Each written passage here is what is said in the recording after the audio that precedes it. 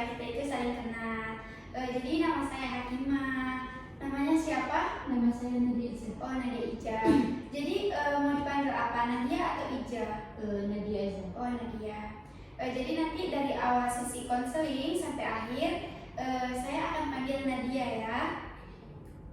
Sebelumnya Nadia sebelum ke ruangan ini, sebelum melakukan konseling ini, Nadia dari mana?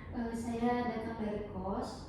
Habis Oh, dari kos. Tadi sebelum dari kos nggak ada kuliah atau? ada sebelumnya di jam 11:30 saya ada kuliah. Oh, kuliah ya. Oke, baik. Datang ke sini sendirian? Iya, sendiri.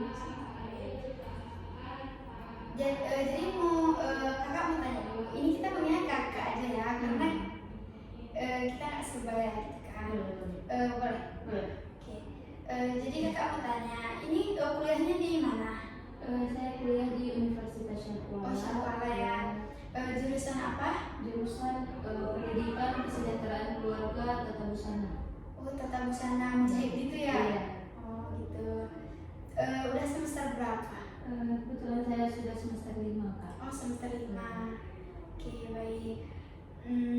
Di sini apakah sama orang tua atau ngekos atau sama teman-teman gitu? Saya kebetulan ngekos dan ada teman juga di kos, teman kenal gitu. Oh, ada teman. Berarti ada teman lah ya di kos, nggak sendirian gitu. Sebelumnya pernah mengikuti sesi konseling atau baru pertama? Baru pertama. Oh, baru pertama. Iya. Jadi inilah kondisi ruangan konseling individu.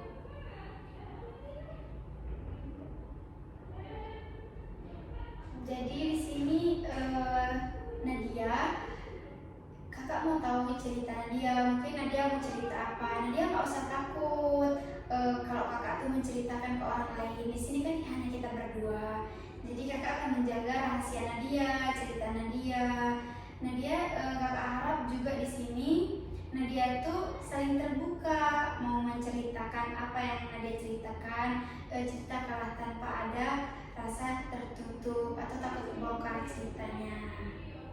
Setuju Nadia? Setuju. Kakak harap bisa ya. Jadi di sini kita langsung ya akan melakukan konseling individu kita. Jadi Nadia, kakak mau tahu dulu apa yang mau Nadia ceritakan sama kakak.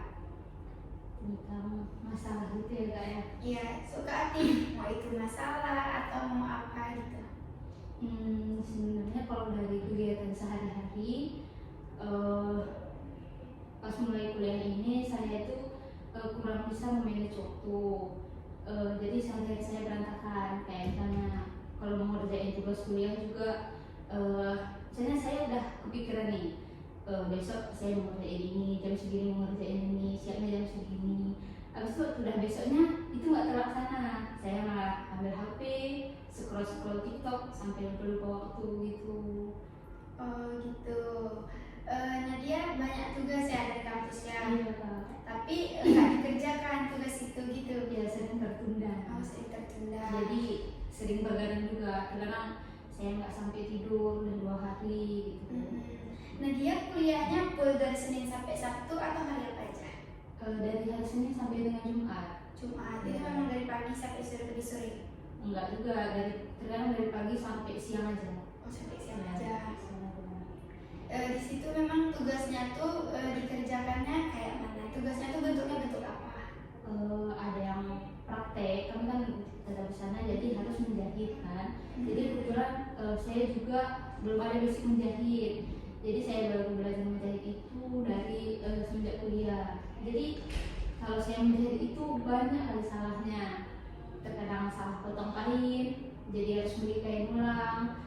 Habis itu terkadang masalah sepele aja saya jadi nggak mood, jadi tertunda lah kita sampai besok. Oh gitu. Berarti Nadia ini SMA-nya tuh bukan yang tata busana ya? Enggak. Oh, jurusan SMA-nya apa?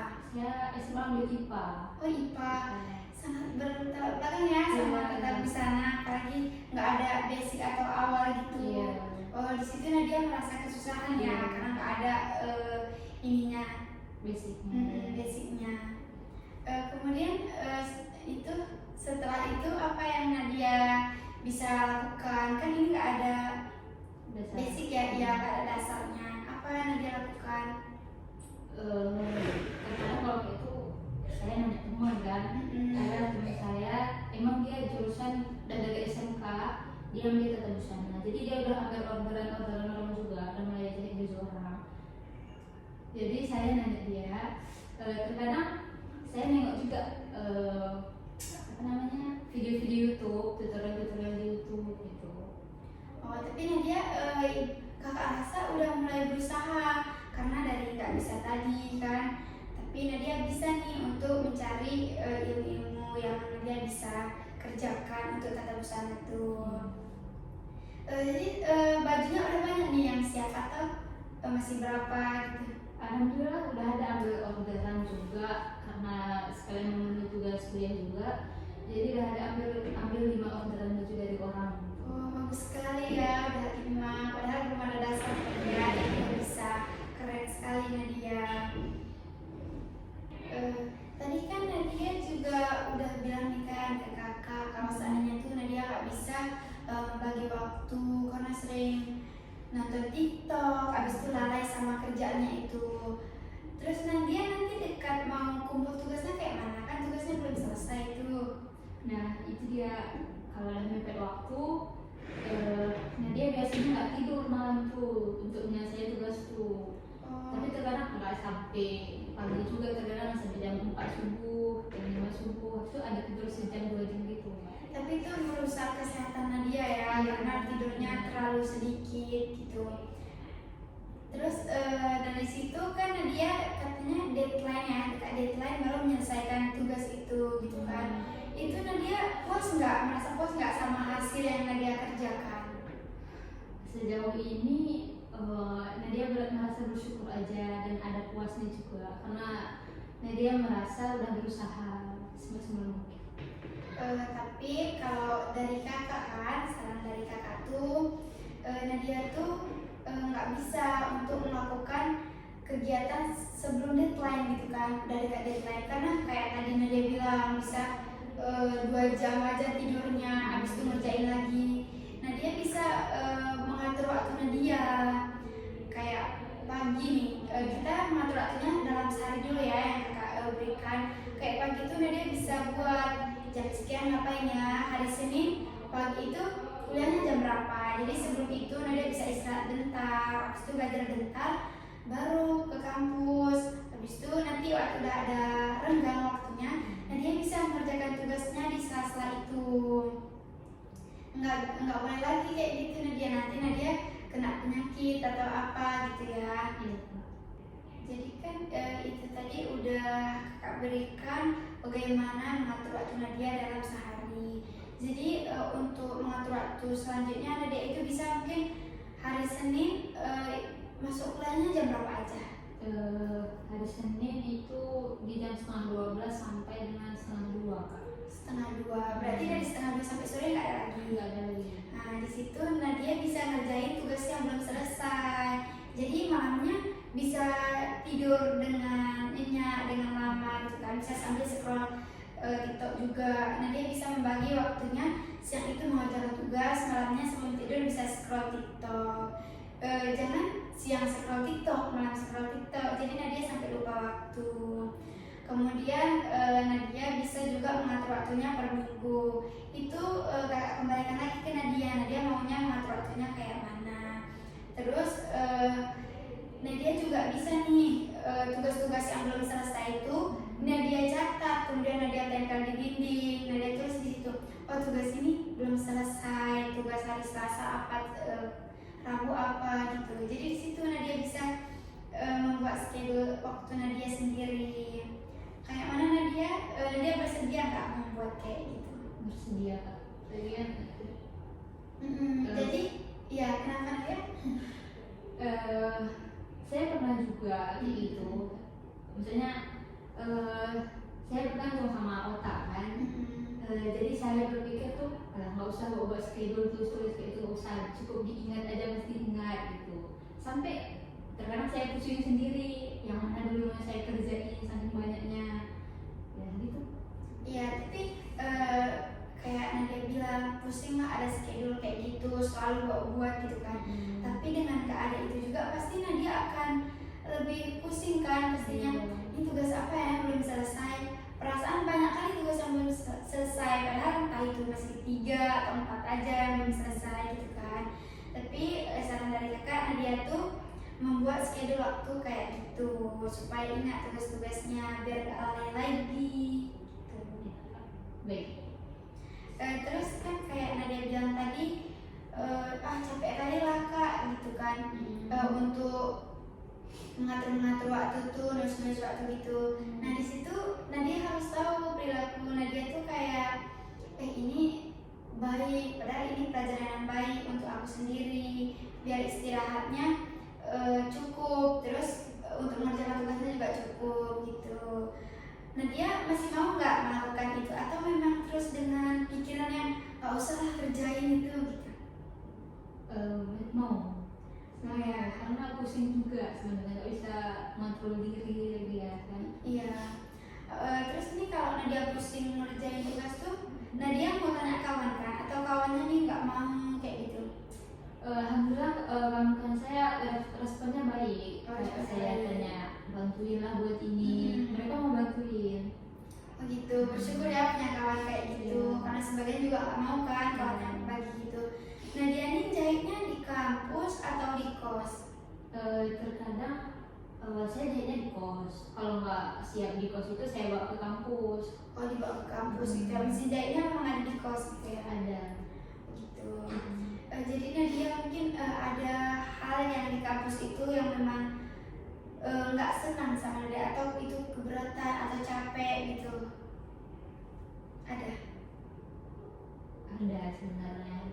Itu iya.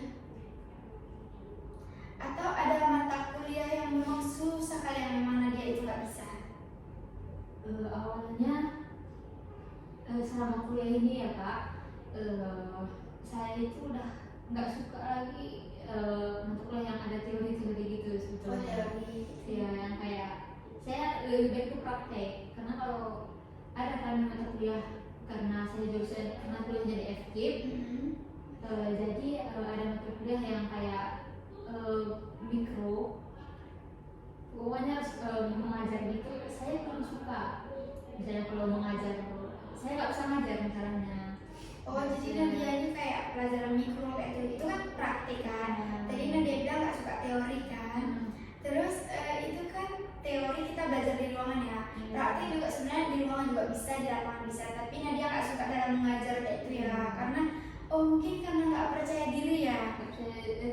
Saya malu gitu. Oh malu. Jadi ngomong saya juga agak lucu. Pokoknya saya kurang bisa dalam menjelaskan pelajaran itu, nggak bisa. Oh dalam menjelaskan pelajaran itu nggak bisa ya. Tapi berarti kayak cuma sukanya menjahit apa yang nggak berinteraksi dengan orang lain gitu ya. Oh berarti Nadia ini sangat introvert sekali ya, nggak mau berinteraksi dengan orang lain. Bisa dibilang begitu. Gitu. Tapi nilai Nadia itu ini kan bagus kan ya? Alhamdulillah dari semester 1 sampai semester 2 belum tahu ya kak. Sampai semester 4 ini alhamdulillah bagus-bagus saja. Oh alhamdulillah ya. Jadi Nadia kalau seandainya Nadia nggak suka dengan pelajaran itu, Nadia pasti kan nggak ada ini juga, nggak ada basic juga untuk menjadi guru. Karena PKK di fakultas FKIP ya. Dari fakultas FKIP pastinya itu bisa menjadi guru kan ke depannya. Jadi Nadia kalau nggak suka pelajaran itu, Nadia pasti nggak ada bekal juga kan nanti ke depannya. Jadi bagus juga ya ada pelajaran mikro itu. Jadi Nadia tadi bilang kalau seandainya pelajaran-pelajaran yang berinteraksi dengan orang lain itu membuat Nadia itu nggak percaya diri gitu kan. Itu kenapa Nadia bisa nggak percaya diri gitu? Atau teman-teman waktu Nadia masuk mengajar gitu kan, praktek mengajar orang tuh mukanya kayak nggak senang atau kayak mana gitu? Nah itu waktu pelajaran mikro itu kan udah ada kan praktek mengajar juga, saya juga udah maju. Pas saya ngajar, saya berdiri depan mereka itu entah kenapa saya lihat mereka itu kayak nggak suka, kayak mungkin mimik wajahnya biasa aja, mungkin bisa keseharian mereka gitu mimik wajahnya. Tapi pas saya lihat mereka kok kayak diabaikan. Jadi saya rasa kalau saya mengajar itu pasti kan diabaikan sama muridnya. Dari situ saya yang merasa saya nggak cocok aja kalau Oh, nggak ngajar. cocok gitu ya. Sebenarnya Nadia bukan nggak cocok, tapi saran dari kakak, Nadia tuh di kos ini apa namanya, tulis dulu apa yang mau Nadia jelaskan, pelajari dulu apa yang mau dijelaskan. Kemudian Nadia di sela-sela itu bisa menggunakan ice breaking supaya mereka nggak bosan gitu. Apalagi kan masih dipraktikkan, masih di ruangan dengan teman-teman, bukan murid-murid kan. Makanya mungkin mereka merasa diabaikan karena oh sama aja nih, kita kan satu angkatan, jadi pelajarannya sama aja gitu kan. Makanya orang tua gak mendengarkan. Tapi kakak rasa Nadia kalau turun ke lapangan pasti anak-anak murid pasti merasa kayak seru kali belajar sama ibu nih. Nah jadi di situ Nadia bisa menggunakan ice breaking atau metode praktek yang memang bagus gitu. Jadi di sini Nadia itu masih merasa percaya diri atau enggak? Kayak berpikir berarti aku nanti harus percaya diri lagi lah supaya orang tuh tidak mengabaikan aku lagi gitu. Ada merasa gitu nggak Nadia? Ada. Berarti Nadia ini orangnya tipe yang mau belajar ya, yang mau berubah ya. Insya Allah.